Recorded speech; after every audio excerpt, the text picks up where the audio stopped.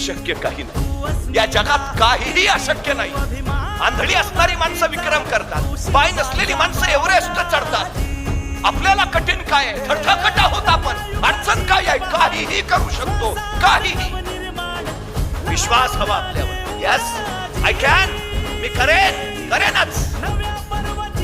सगळ्यात महत्वाचा भाग आहे तो हा, सगळ्यात महत्वाचा. आय कॅन, मी करेन.